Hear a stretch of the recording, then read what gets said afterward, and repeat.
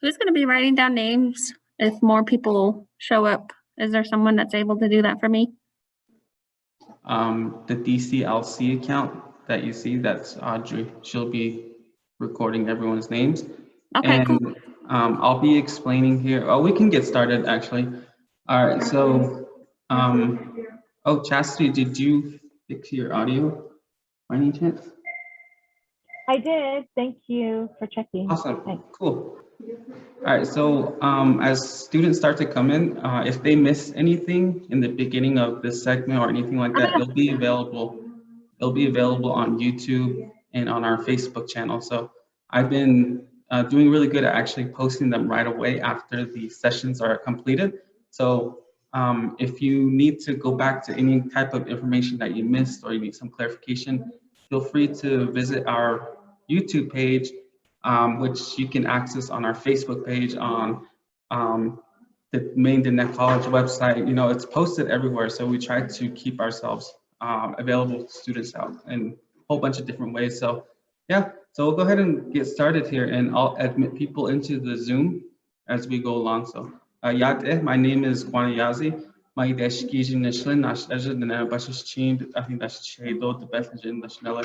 I am one of several professional writing tutors here at the Learning Center.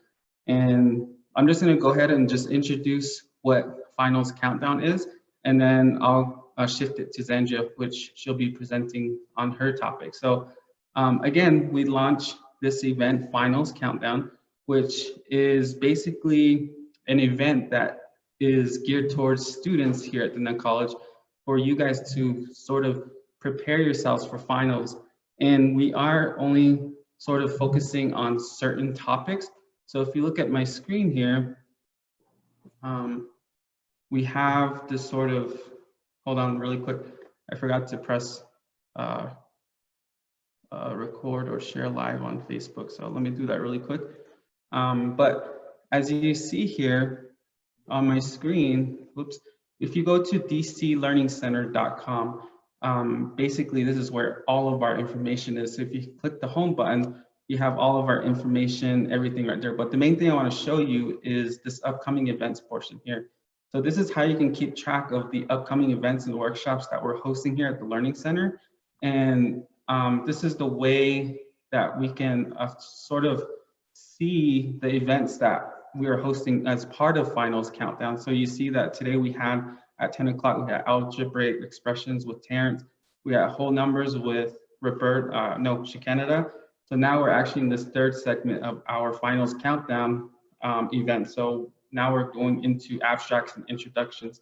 And so, you know, I just wanted to come back to this first to show you guys that this is actually something you can keep track of on your own, which events you want to attend. We do have a gift card giveaway that we are also doing. So with your participation in this Zoom room specifically, along with the evaluation that you'll turn in at the end of the session, that's how we're keeping track of how many sessions you're attending. So if you attend 5 events, you get entered into a drawing for $25 and so forth. So if you attend 10 events, you get entered for $50, or for 15 events, you get entered to $100. So you know, I just wanted to come back to that and just explain that process first. So you need to be in the Zoom room, and then you need to be within the, or you have to turn in an evaluation basically.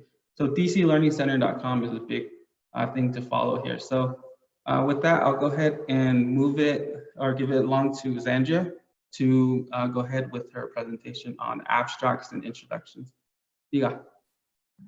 Okay, thank you, Kwana. Let me share my screen here really quick. Let me put this on this side. All right, Yate, Shea, Zandria, Begay, Yanishia.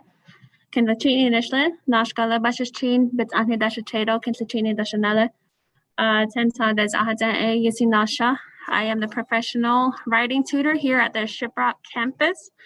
My information is on the screen there. If you want to get a hold of me, my email is zanbegay@dinecollege.edu, and then for Connix X, the link is there. And today's presentation is on abstract and introduction.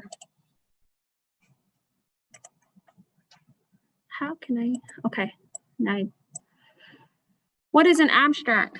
Everyone always gets stuck on this part. So I myself had to do a refresher, and I came across a couple of findings. I did my own research with this also.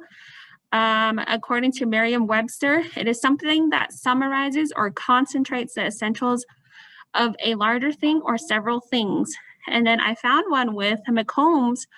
She mentioned that it's a short summary of a longer work, such as a dissertation or research paper.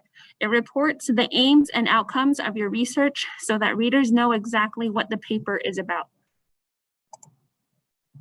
How to write a proper abstract. The abstract is the very last thing that you write. It is always difficult because if you start writing it, then it gets more complicated. So the best thing that you can do is write it at the last part of your paper. So when you go ahead with your introduction, your body, your conclusion, and then you can go back to your abstract and write that part. It should be fully understandable on its own to someone who hasn't read your full paper or related sources.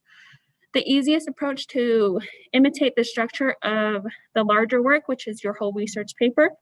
And it is also known as a miniature version of your research paper. And it is usually around 150 to 300 words, but there's often a strict word limit. So you make sure and check the requirements from the professors, because majority of the times, the professors, they usually tell you how to write it, and they give you a word limit, or you can also add keywords to it too. There are 4 things that you need to include in the abstract, especially when you get stuck on how to write it. For number 1, your research problem and objectives. Number 2, your methods. Number 3, your key results or arguments. And number 4, your conclusion.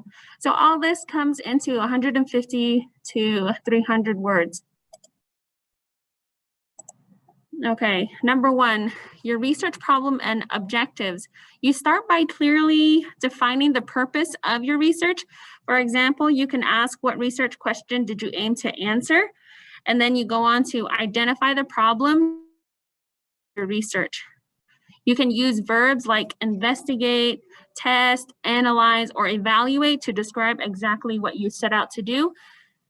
For example, instead of saying this study will investigate the relationship between coffee consumption and productivity, the keyword here that you were able to take out of this is will. So the best way to write it down is the study investigates the relationship between coffee consumption and productivity. And then also you give the reader a quick insight into the overall approach and procedure used for your research problem and objective. Number 2, your methods. As for your methods, it indicates the research methods that you use to answer your question. So back to the question was, what research question did you aim to answer? And then your methods also include a straightforward description of what you did in 1 or 2 sentences. It is usually written in the past tense as it refers to completed actions. So for example, instead of saying structured interviews will be conducted with 25 participants. So keyword here is will be. So like it mentions earlier, use the past tense. So the right way to be writing this is structures interviews were conducted with 25 participants. You just have to remember that the abstract comes after your whole assignment. So that's why you're saying you already did it. So that's why it says structures interviews were conducted with 25 participants. Number 3, your key results or arguments. In this area, you summarize the main research results. This is part of the abstract that can be present or past simple tense.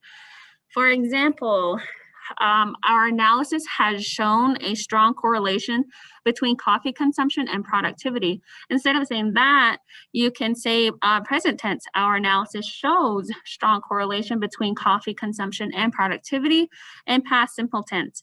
Our analysis showed strong correlation between coffee consumption and productivity.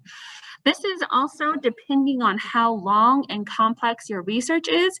You may not be able to include all of your results here. Again, it's only a couple of sentences, and you try to highlight on the important findings so that the audience or the reader can understand your upcoming conclusion. So that's where number 4 falls in, your conclusion. In your conclusion, you state the main conclusions of your research. Again, you ask the question, what is your answer to the problem or the question? So this falls back onto number 1. What research question did you aim to answer? And in your conclusion, what is your answer to the problem or the question? So basically, you are answering that question from the beginning. The reader should be able to finish with a clear understanding of the central point that your research has proved or argued. And then the conclusions are usually written in present simple tense. For example, instead of saying, we concluded that coffee consumption increases productivity, instead we can say, we conclude the coffee consumption increases productivity. Also, if there are important limitations to your research, you could mention them briefly in the abstract. Or if your aim was to solve a practical problem, the conclusion might be including, typo, recommendations for implementation. And that is how to write a proper abstract. And here we have an abstract example. So from the 4 previous slides that I provided, each one where I mentioned that instead of saying this, you should say this, it all becomes into this sentence. Even though this one is not 150 words to 300 words, but this is just an example on how you should be putting your abstract together. So this one, we have, this study investigates, present tense, the relationship between coffee consumption and productivity. Structured interviews were conducted with 25 participants, and our analysis shows strong correlation between coffee consumption and productivity. And in your conclusion, we conclude that coffee consumption increases productivity. So again, throughout the whole thing, you put the beginning and the end into 150 words to 300 words. So what I like to do as a tutor, and I also want to mention, is that when I receive requests for proofreading or editing or anything like that towards a writing tutor, I usually like to read them out loud, so that way you have a better understanding of what you are writing about. And when you hear it, that way you are able to understand it more. Now, what is an introduction? According to Merriam-Webster, something that introduces, the act or process of introducing, the state of being introduced, or something introduced. Oops, sorry. And then according to literacy devices, it falls in the start of an essay. It is the first paragraph, which is also called a gateway of an essay. It is because it attracts the attention of the readers to the essay and gives them background information about the topic. It also introduces the thesis statement of the essay, which is the heart of the essay and tells what it is to be discussed in the body paragraphs. There are also elements of an introduction, and here are 4 of them. This is how to write a proper introduction. So first, you have hook or attention grabber. Second, again, you have background information. And 3, you connect. And then 4, you have your thesis statement. Now, how to write a proper introduction. Hook. Number 1, hook or attention grabber. A hook is the first sentence of an introduction, also known as attention grabber. It is intended to hook readers or grab their attention, and it must be attractive, charming, and readable to encourage readers to read the entire piece. A hook could be a good quote, a good verse, or a good incident, anecdote, or an event. Okay. So the first paragraph is always important to the reader. For example, like when you're reading a book, you always either go for the abstract, actually for research, you go for the abstract. And for a book, you flip to the first page and you end up reading, and then you get hooked onto it. If there's something that grabs your attention that makes you want to keep reading the book, it's always the first part of the paragraph, the introduction of the book. That is always the attention grabber.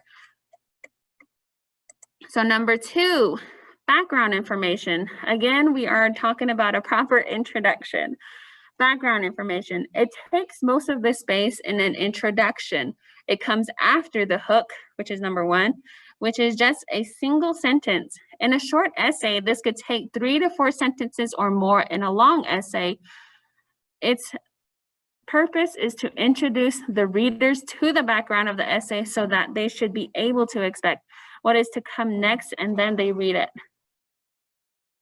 Number 3, connect. So what this is talking about is that this is a short sentence. It starts with the transition and connects the background information with the thesis statement. Its purpose is to let the readers connect with the major themes of the essay. So again, this is about connect. Number 4, thesis statement. This element comes directly after connect, and is often called the heart, the core, or essential point of the essay. It could be 2 or 3 sentences, with each sentence having 2 or 3 evidence and a counter argument.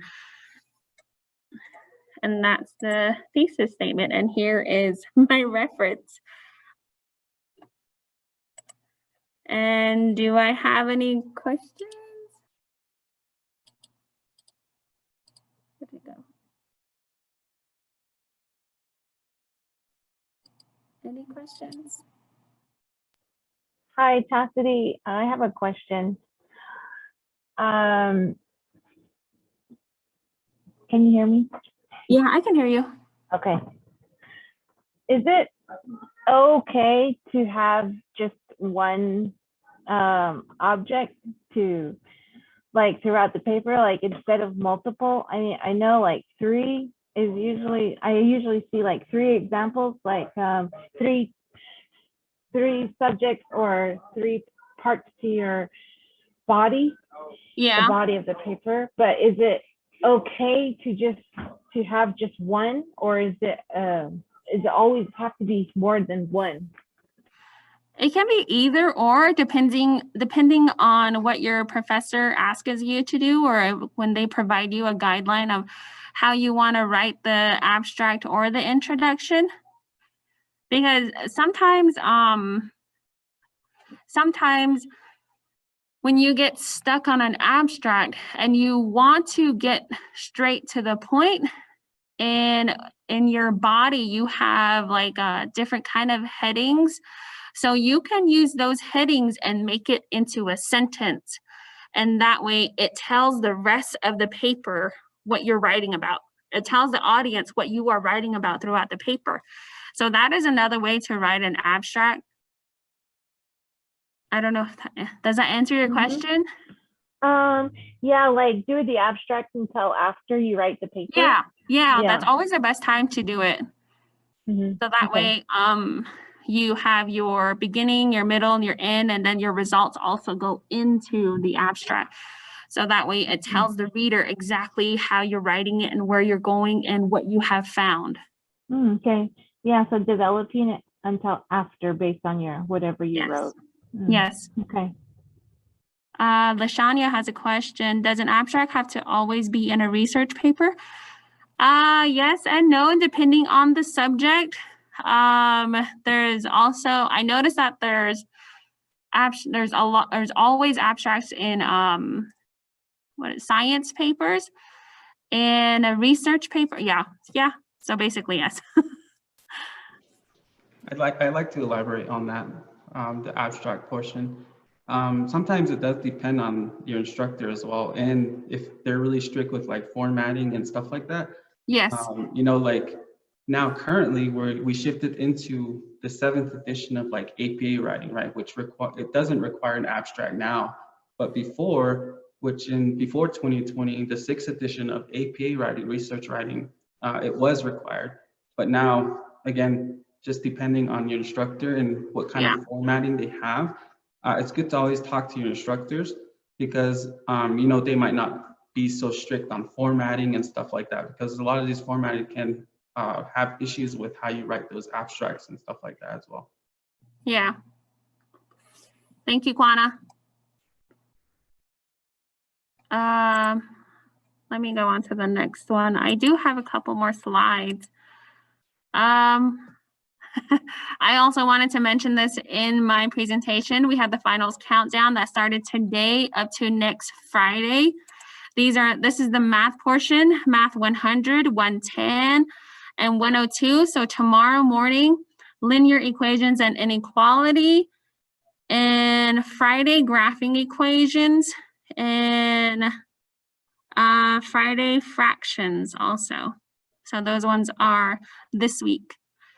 And the next slide, we have writing. Today, for the first part, it was abstracts and introductions, which is my presentation. And then tomorrow we have finding a voice. And then Friday, I will be doing the engaging with resources. So if you look at the bottom, my next workshops, if you want to join again, is Friday at 3. And then next Thursday, I believe, the 29th, I'm blurring plagiarism.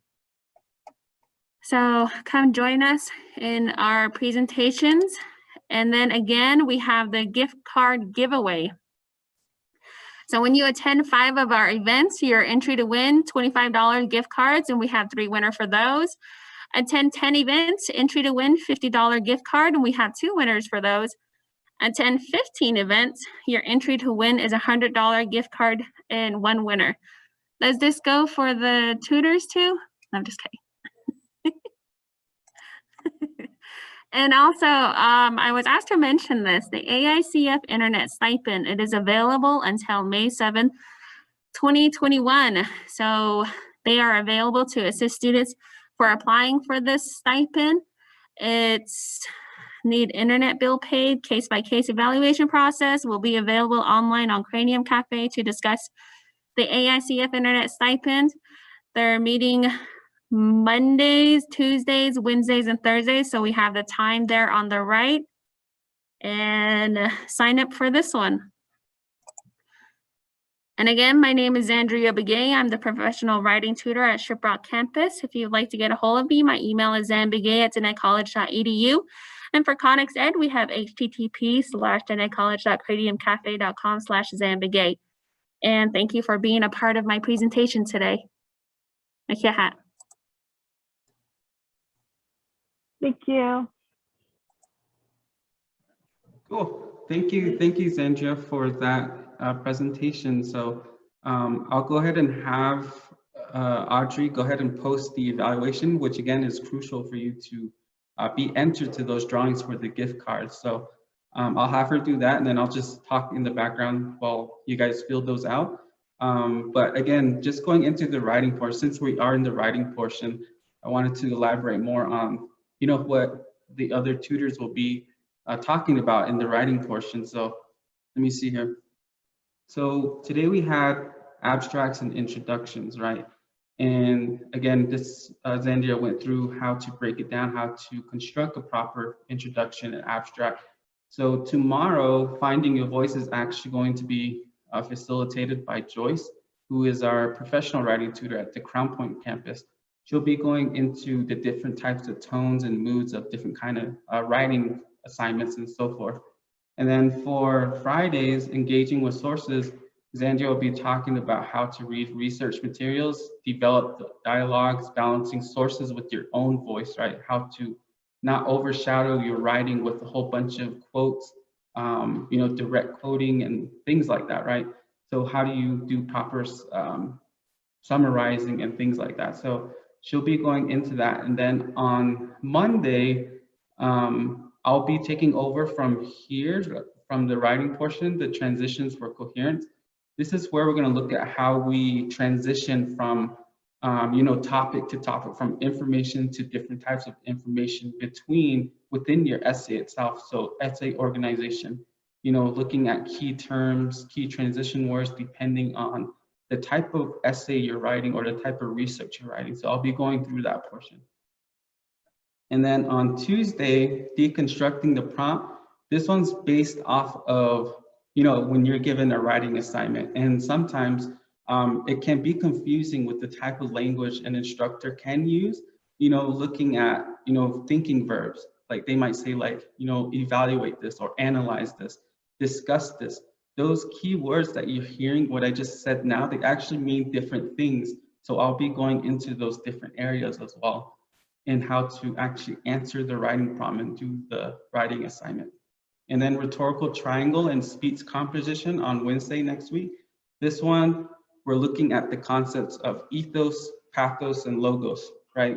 The concepts of, an appeal to mood, an appeal to credibility, and appeal to emotion, right? How do you get your audience to, believe what you're saying, or to actually come on your side? How can you bring your audience into your writing specifically? And then Thursday, Xangie will be presenting on unblurring plagiarism. This one is just how can we remove a lot of plagiarism?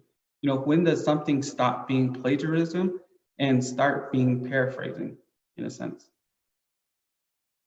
And then on Friday, the art of a revision. And this one, I put this one very last because, this is sort of combining everything from all of the presentations from the whole entire 2 weeks.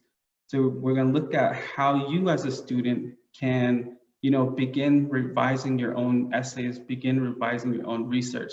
What areas can you look for to think about when you're going through your essays yourselves? How can you put things in order? How can you untangle information, subject verb agreements, everything throughout that entire portion that we covered from today to Thursday? I'll be going through that again a little bit just as like a review before you all head into finals. So yeah, so again, finals countdown will be starting again tomorrow. So again, they're split up into 3 parts, right? Math 100, Math 110, Math 102 for the math portion. So what's unique about theirs is that they're coming back to the very beginning of the semester. They're going back into algebraic expressions and then advancing into the entire semester till the end of the semester, where they're going back into exponential and log functions like that. So they're going through like a review as well, which is what we're doing here in the writing as well, keeping you guys informed about what you can look for when you're editing through finals and stuff like that.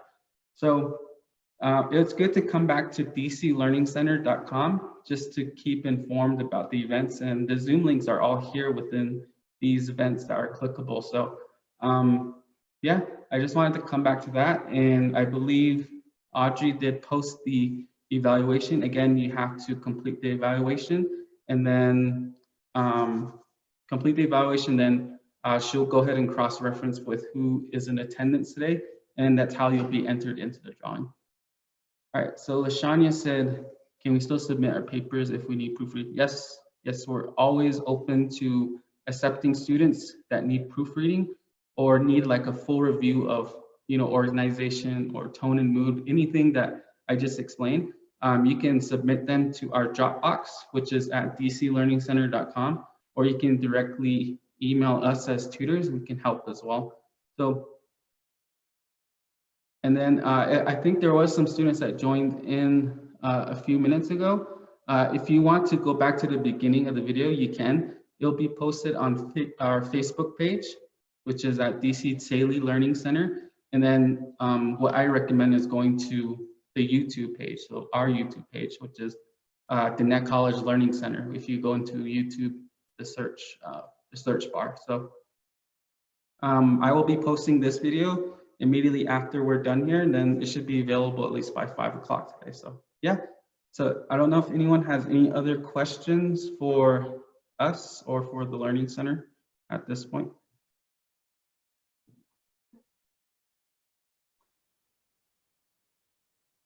If not, we can go ahead and just end it at that for this session. Again, thank you everyone for joining us here today for Abstracts and Introductions, which was facilitated by Zanja. So yeah, thank you. And don't forget to turn in the evaluations. That's crucial. Yeah, we'll see everyone.